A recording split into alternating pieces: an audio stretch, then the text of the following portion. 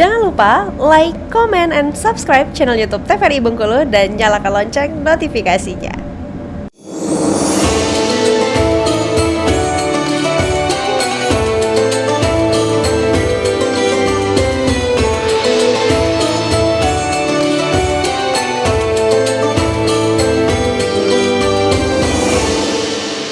Terima kasih pemirsa masih setia bersama kami di Mutiara Kolbu. Kita akan bahas tema yang sama, tetap tentang golongan manusia dalam Al-Quran. Masih bersama dengan Pak Ustadz Zulfahmi Siregar dan ibu-ibu dari Majelis Taklim Al-Ikhlas. Silakan Bu, kita masuk ke sesi pertanyaan lagi Bu. Ada yang ingin bertanya lagi, silakan. Assalamualaikum warahmatullahi wabarakatuh Pak Ustadz. Waalaikumsalam warahmatullahi wabarakatuh. Yang ingin kami tanyakan, bagaimana cara kita meningkatkan iman kita ketika kita diuji oleh Allah dengan ujian-ujian yang datang dalam kehidupan keluarga kita, rumah tangga kita. Bagaimana? Oh iya. Baik, terima kasih Bu. Silakan Pak Ustadz dijawab. Baik Ibu. Ibu siapa namanya Bu? Ibu Ferry Pak Ustadz. Iya. Soleh sekali, cantik sekali Bu ya. Bagus pertanyaan Ibu. Kalau Ibu pernah dengar, biasanya kalau kita pengajian ada tabligh musibah, pernah dengar nggak ayatnya Bu? Wasta'inu bis-sabri was-shalah. Sabar dan Sholat. apa? Sabar dan sholat.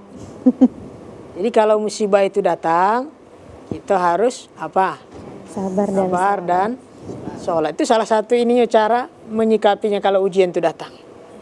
Kemudian senantiasa kita mengucapkan istirja ketika musibah itu datang. Ya, kalimat istirja itu Ibu adalah inna lillah wa inna ilaihi raji'un. Dan kita yakini bahwa segala apapun yang Allah titipkan ini, yang zahir ini, yang nampak dalam diri kita, yang melekat pada diri kita, kesehatan kita ini misalkan, ini nikmat Allah, titipan Allah. Satu hari Allah ambil, kita mau protes macam mana pun tidak bisa. Ini Ibu alhamdulillah kuat, kaki masih bisa jalan ke sini. Sholat masih bisa. Kalau kita sholat nih, kalau kita kuat nih, ibadah nih diperbanyak. Kalau dulu tanda kita bersyukur nih kepada Allah, ya ibadah itu selama kita sehat, pakai badan kita untuk ibadah. Sholat, perbanyak amal ibadah kita kepada Allah. Orang yang senang ibadah, senang dekat kepada Allah ketika diuji oleh Allah. Memang kita hidupnya untuk diuji. Ketika ujian itu datang, orang yang dekat dengan Allah, senang ibadah, pasti bisa menghadapi ujian itu.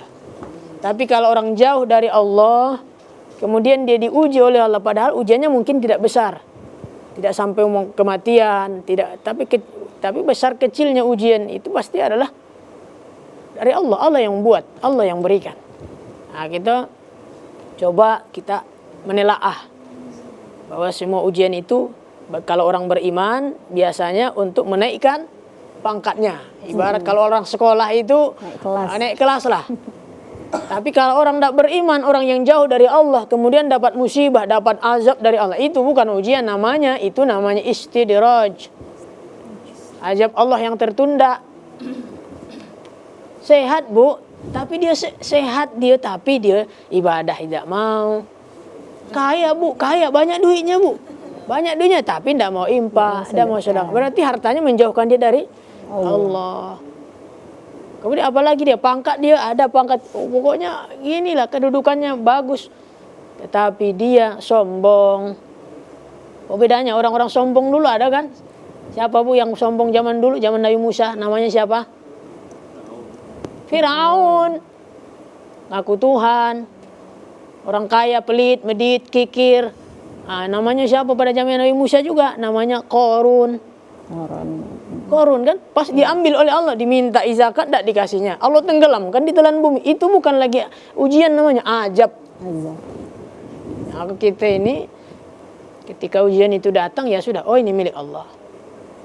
Kemudian dekati Allah. Jangan surhat di sosmed. Aduh, itu berabi urusan. Urusan tambah rumit. Nah, itulah kira-kira dekati Allah. Iya. Pertama dengan kita sholat. Sabar dan sholat Bu. Sabar dan. Emang kalau tidak sabar mau ngapain? Emang kalau tidak sabar kita bisa nuntut Allah. Sabar tuh lah.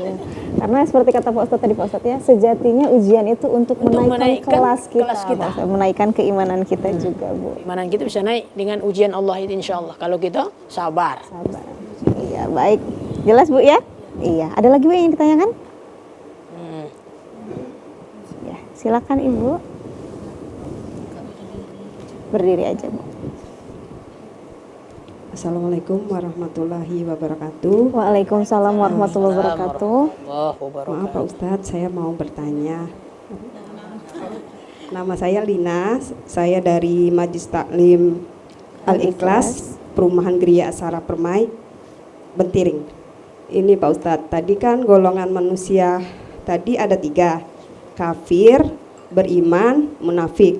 Nah, misalkan dalam kehidupan sehari-hari dalam keluarga itu seorang ayahnya misal rajin sekali ke masjid gitu kan, kelihatannya seperti orang tua yang baik sekali itu.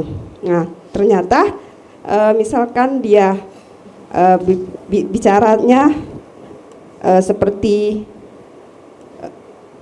baik sekali gitu, tapi ternyata di belakang itu dia membohongi misalkan Ustadz. Itu termasuk golongan manusia yang beriman atau munafik?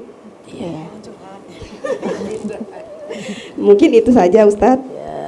Terima kasih. Assalamualaikum warahmatullahi wabarakatuh. Waalaikumsalam warahmatullahi wabarakatuh. Silakan Pak Ustadz dijawab. Masih ada? Iya, baik. Terima kasih Bunda. Jadi kalau kita membaca hadis Rasul itu ayatul munafikin salasa, tanda orang munafik itu ada 3. Idza haddasa kadzaba. Kalau berkata bohong. Jadi bohong itu jadi lalapannya. Nah, biasa dia bohong gitu. Ada orang tahu tapi dia sembunyikan. Ya, walaupun dia sholat, walaupun dia ibadah, itu tanda orang munafik. Tidak jujur, tidak sesuai perilaku dan ucapan. Nah, berarti munafik kan? Ya, jadi kalau umpamanya tidak sesuai Bu, kelihatan dari perilaku dan juga ucapannya, berarti dia masuk golongan yang mana dia? Munafik. Yang munafik itu. Nah, jadi kita ya banyak juga orang munafik meninggalkan sholat. Orang munafik ini banyak baik-baik di depan kita tapi serigala berbulu kucing. Buru domba. Ya. Jadi Bunda, jadi kita gampang sekali melihat orang ini apa dari ucapannya aja, dari perilaku nih sesuai enggak. Walaupun dah jilbabnya sampai segini ya, tapi alhamdulillah ya Bu ya, orang nutup auratnya. Tapi kadang-kadang bertolak belakang dengan ucapannya. Iya. Suka gosip, ghibah, itu juga bukan hanya 3 itu poin besarnya tanda orang munafik itu. Yang munafik ini ada pula ini tidak menjalankan tidak bisa meninggalkan perkara-perkara dosa-dosa kecil. Lalu munafik juga.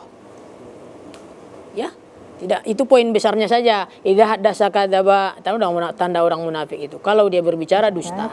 Wa idza tumina khana, apabila dia diberi amanah ia khianat. Wa idza wa'ada akhlafa, kalau dia berjanji ingkar. Nah, lihat yang mana tadi dia itu. Jadi 3 itu tanda orang munafik itu paling besar. Itu Nabi yang katakan.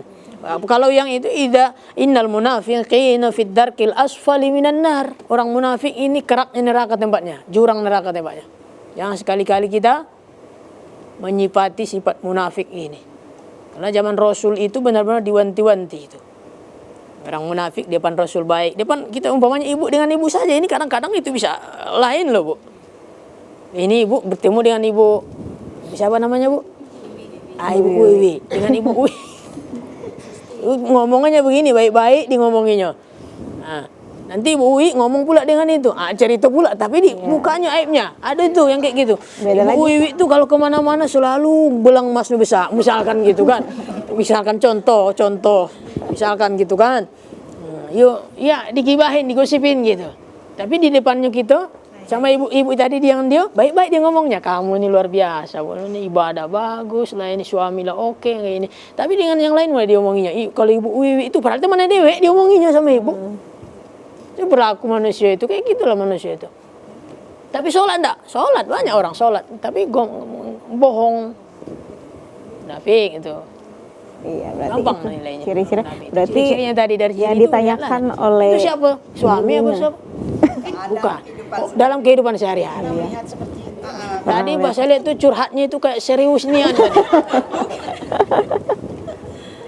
Bukan dari dalam hati ya Bu ya. Sini kayaknya ini curhatan di rumah nampaknya jadi itu perhatikan gitu kan. Tapi mudah-mudahan tidak ya. Mudah-mudahan ini. Aman-aman semua. Itu tadi kan digolongkan munafik ya. Kalau seandainya seperti tadi contohnya Ibu Uwi cerita ini ke situ lain lagi. Gimana kalau memang kita to the point? Oh, tuh Kan banyak juga seperti itu. Mungkin mohon maaf termasuk saya juga orangnya hobi langsung gitu ngomong. Karena apa ya, niatnya sih untuk baik gitu kan. Lain kali jangan gini lah ya gitu ya kan. Karena tujuan kita itu untuk sama-sama baik, sama-sama mengingatkan. Itu mana lebih baiknya gitu. Mana lebih baiknya? Mana Oke, Bu. pilihan yang mana gitu. Oh iya, iya. Terima kasih Bu atas pertanyaan, tapi boleh dijawab setelah jeda iklan Pak Ustadz ya. Baik. Pemirsa TVRI Bengkulu, Mutiara Kolbu akan kembali lagi setelah jeda pariwara berikut ini. Tetaplah bersama kami.